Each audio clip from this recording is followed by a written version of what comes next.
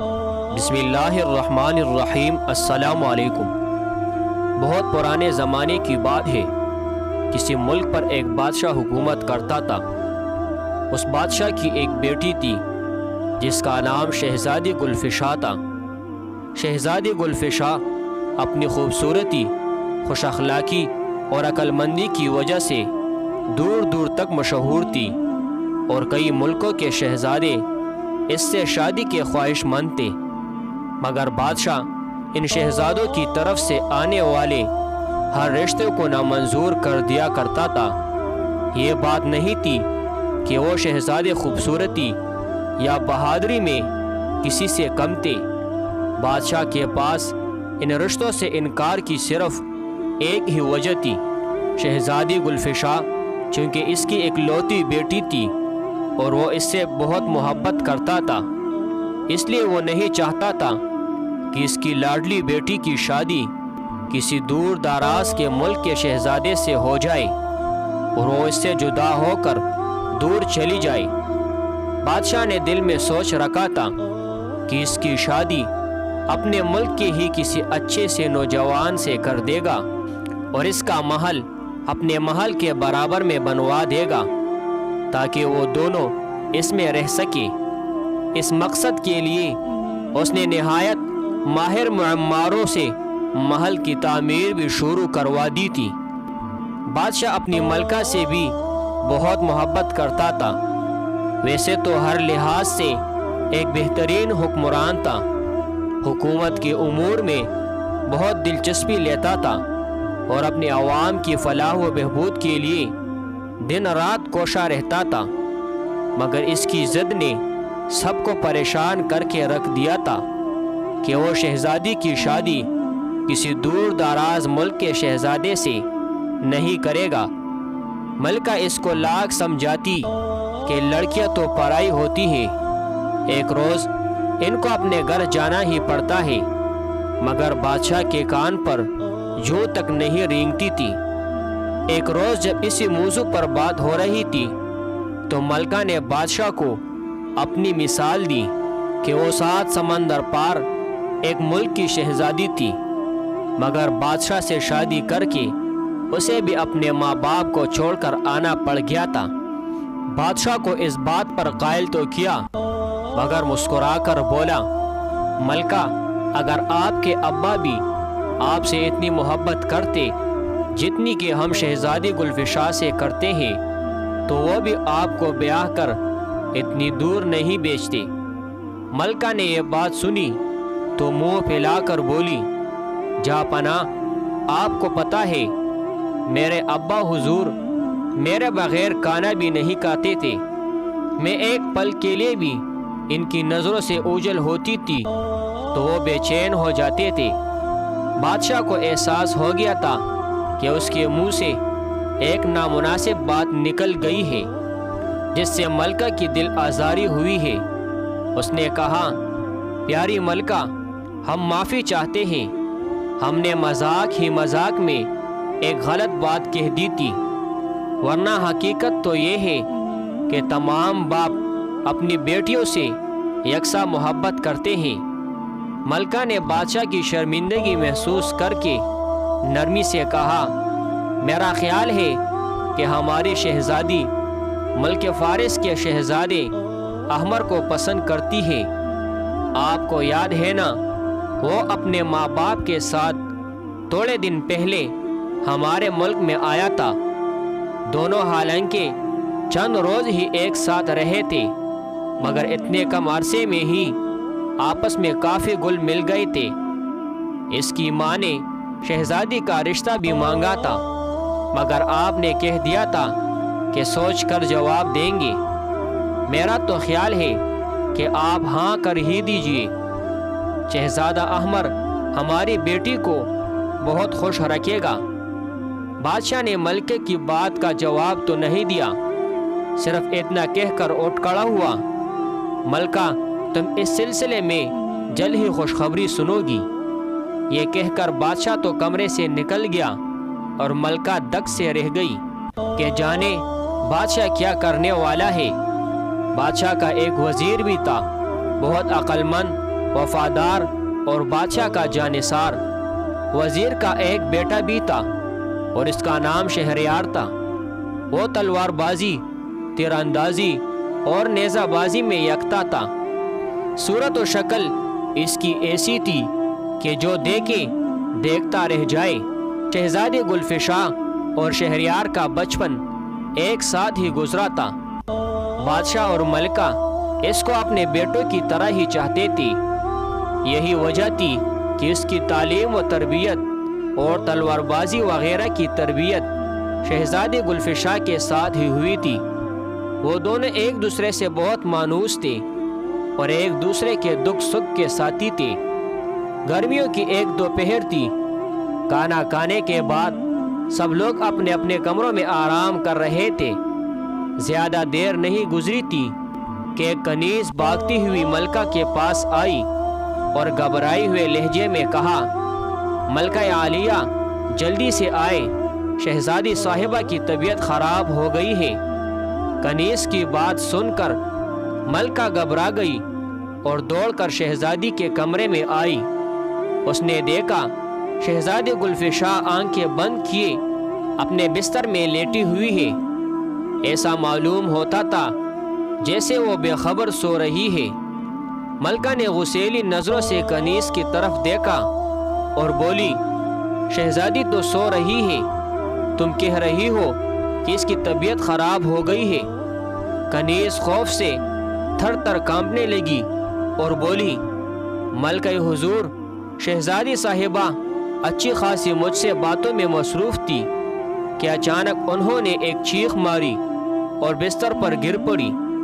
मैंने उन्हें बहुत आवाज़ दी मगर उन्होंने कोई जवाब नहीं दिया। ये बात सुनकर मलका को भी तशवीश हुई। उसने पहले तो शहजादी को हिला जलाकर उठाने की कोशिश की, फिर जब कोई कामयाबी नहीं हुई तो उसने बादशाह को इत्तला करवाई। शहजादी की ख़राब तबीयत के बारे में सुनकर बादशाह के तो हाथों से तोते उड़ गए। वो भागा भागा आया और महल के तमाम तबीबों को तलब कर लिया। वो सब शहजादी का मुआयना करने लगे। एक तरफ वजीर ज़्यादा शहरयार भी मुंह लटकाए खामोश खड़ा था। थोड़ी देर बाद जब तबीबों ने मुआयना ख़त्म किया तो वो खासे मायूस थे। उन्होंने बादशाह को बता दिया कि शहजादी का मर्ज इनकी समझ से बाला तर है। यह सुनकर बादशाह के चेहरे का रंग उड़ गया और वो सर पकड़कर बैठ गया। यह खबर जंगल की आग की तरह पूरे मुल्क में फैल गई थी। बादशाह ने उसी वक्त मुल्क के दूसरे हकीमों और तबीबों को भी तलब कर लिया और शहजादी को दिखाया गया मगर बेसूद। शहजादी का मर्ज किसी की भी समझ में नहीं आया था और वो बदस्तूर अपने बिस्तर पर बेसुध सोती रही। इसी परेशानी में शाम हो गई। अगले रोज मायूस होकर बादशाह ने यह ऐलान करवा दिया कि जो भी शहजादी को नींद से बेदार करेगा शहजादी की शादी उससे कर दी जाएगी। इस ऐलान को सुनकर कोई भी हाजिर नहीं हुआ। सब लोग यही सोच रहे थे कि जब बड़े बड़े हकीम और तबीब इस सिलसिले में कुछ नहीं कर सके तो वो क्या कर लेंगे। इस सूरत हाल से बादशाह और मलका सख्त परेशान थे। उनकी मायूसी बढ़ती जा रही थी कि ऐसे में एक शोबेदार ने आकर इतला दी कि मुल्क फारिस का शहजादा अहमर आया है और शहजादी के इलाज के सिलसिले में बादशाह से मिलना चाहता है। ना उम्मीद बादशाह की उम्मीद भी अभी बाकी थी। उसने शहजादे अहमर को फौरन ही अपने कमरे में तलब कर लिया। महल के पहरेदार इसको लेकर हाजिर हो गए। बादशाह उससे पहले भी मिला हुआ था। चंद रोज कबल वो अपने माँ बाप के साथ इसके महल में आया था। शहजादे अहमर ने झुककर बड़े अदब से बादशाह को सलाम किया और बोला, जापना, मैं अपने साथियों के साथ शिकार पर निकला हुआ था। मुनादी करने वालों से सुना कि शहजादी साहिबा नींद से नहीं जाग रही। मेरा ख्याल है कि इनकी बीमारी का इलाज मेरे पास है, इसलिए आपकी खिदमत में हाजिर हो गया हूँ। इसके गुफ्तगू करने के अंदाज اور وجاہت نے بادشاہ کو بہت متاثر کیا تھا۔ اس نے دل میں سوچا کہ اگر اس خوبرو شہزادے نے اس کی بیٹی کو ٹھیک کر دیا تو وہ ضرور اس سے اس کی شادی کر دے گا۔ پھر بھی اس نے اپنی تسلی کے لیے ایک سوال کیا، تم تو ایک شہزادے ہو، حکمت کے کاموں سے تمہارا کیا واسطہ؟ شہزادے احمر نے ادب سے ہاتھ باندھ کر کہا، جا پناہ شہزادی صاحبہ کسی بیماری میں مبتلا نہیں ہے، یہ مسئلہ دوسرا ہے۔ بادشاہ کی آنکھیں حیرت سے پھیل گئی۔ تمہارا مطلب ہے یہ کسی جادوگر یا دیو وغیرہ کا چکر ہے؟ شہزاد احمر نے نفی میں سر ہلا کر کہا، جی نہیں، میں یہ بھی نہیں کہہ سکتا۔ پھر اس نے ہیرے جواہرات سے مرصع ایک چھوٹی سی خوبصورت ڈبیا نکالی اور اسے بادشاہ کو دکھا کر بولا، شہزادی صاحبہ کو کچھ بھی ہوا ہو ان کا علاج اس ڈبیا میں بند ہے۔ بادشاہ حیرت اور دلچسپی سے اس ڈبیوں کو دیکھنے لگا۔ احمر کی بات میں جانے کیا بات تھی کہ ملکہ کو بھی امید ہو گئی کہ اس کی بیٹی اب ٹھیک ہو جائے گی۔ وزیر زادہ شہریار بھی وہی تھا اور بڑی دلچسپی سے شہزادے کی باتیں سن رہا تھا اور اس کی ہونٹوں پر ایک دوستانہ مسکراہٹ تھی۔ اس کے بعد بادشاہ اور وہ سب لوگ اس کمرے میں آئے جہاں شہزادی ماہ خواب تھی۔ شہزادے احمر نے بغور شہزادی کو دیکھا۔ کچھ سوچتے ہوئے اس نے وہ خوبصورت ڈبیا کھول کر اس میں سے ایک پر نکالا۔ وہ پرحسین و جمیل رنگوں سے جگمگا رہا تھا۔ شہزادے احمر نے اس پر کو شہزادی کے تلوں سے لگایا۔ جیسے ہی پر نے اس کے تلوں کو چھوا، شہزادی کو ایک ہلکی سی چھینک آئی اور وہ بستر پر اٹھ کر بیٹھ گئی اور حیرانی سے سب کو دیکھنے لگی۔ بادشاہ اور ملکہ کے منہ سے خوشی کی ایک چیخ نکل گئی۔ بادشاہ نے جلدی سے آگے بڑھ کر شہزادی کو گلے سے لگا لیا۔ شہزادی گھبرائی ہوئی سی لگ رہی تھی۔ ابا حضور، مجھے کیا ہو گیا تھا؟ اس نے پوچھا۔ کچھ نہیں میری بیٹی، تم بالکل ٹھیک ہو۔ پھر بادشاہ نے شہزادے احمر کا ہاتھ پکڑ کر کہا، شہزادے، ہم تمہارے احسان زندگی بھر نہیں بھولیں گے۔ یہ خبر تھوڑی ہی دیر میں پورے ملک میں پھیل گئی تھی۔ اس خوشی میں بادشاہ نے غریبوں کے لیے خزانے کے منہ کھول دیے تھے۔ چند روز کے بعد حسب وعدہ شہزادہ احمر اور شہزادی گلفشا کی بڑی دھوم دھام سے شادی کر دی گئی۔ رخصتی کے وقت شہزادی بادشاہ کے سینے سے لگ کر رونے لگی تو بادشاہ نے شفقت سے اس کے سر پر ہاتھ پھیرا اور کہا، بیٹی ہم غلطی پر تھے، ہر لڑکی کو ایک نہ ایک روز اپنے گھر جانا پڑتا ہے۔ یہ ہماری خوش قسمتی ہے کہ تمہاری شادی احمر جیسے خوبصورت اور ذہین شہزادے سے ہوئی۔ ملکہ شہزادی کی جدائی سے رنجیدہ تو تھی مگر اس بات پر خوش بھی تھی کہ بادشاہ نے شہزادی کی شادی کے سلسلے میں اپنی ضد چھوڑ دی تھی۔ اس نے بھی شہزادی کو گلے سے لگا کر دعائیں دی۔ اس موقع پر سارے وزیر، مشیر اور دوسرے ملازمین وہاں جمع تھے۔ بادشاہ نے اپنی بیٹی کو بے شمار قیمتی تحفے دیے تھے اور 100 سپاہی کا دستہ ان کی حفاظت کے لیے ساتھ کر دیا تھا۔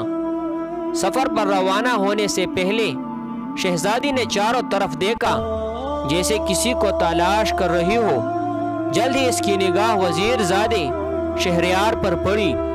وہ ایک کونے میں سر جھکائے اداس کھڑا تھا۔ شہزادی دوڑ کر اس کے قریب پہنچی اور اس کے دونوں ہاتھ پکڑ کر بولی، شہریار بھائی، اگر آپ یہ سب کچھ نہ کرتے تو میری شادی کبھی بھی شہزادے احمر سے نہیں ہوتی۔ آپ نے اتنی اچھی ترکیب بتائی تھی کہ ابا حضور اپنی شرط سے دستبردار ہونے پر مجبور ہو گئے۔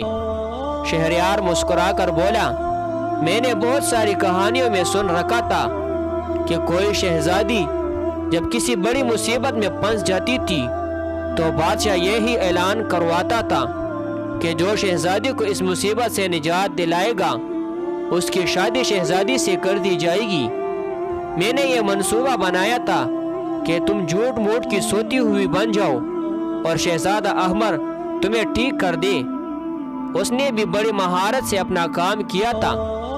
بادشاہ سلامت کو ذرا بھی شبہ نہیں ہو سکا تھا۔ اب تم سے ہی یہ کہنا ہے کہ وہاں جا کر ہمیں بھول نہیں جانا۔ اس کی بات سن کر شہزادی نے اداسی سے کہا، میں ابا حضور کو، امی حضور کو اور شہریار بھائی آپ کو کیسے بھول سکتی ہوں؟ یہ کہتے ہوئے اس کی آنکھوں سے 2 آنسو لڑک گئے۔ شہزادہ احمر بھی ان کے قریب آ کر کھڑا ہو گیا تھا۔ شہریار خاموش ہوا تو اس نے کہا، شہریار تم ایک اچھے اور سچے دوست ہو۔ تم اگر وہ ترکیب نہ بتاتے اور میری شادی شہزادی سے نہ ہوتی تو میں خود سچ مچ کا سوتا شہزادہ بن گیا ہوتا۔ تمہارا یہ احسان میں زندگی بھر نہیں بھولوں گا۔ یہ کہہ کر اس نے شہریار کو گلے سے لگا لیا۔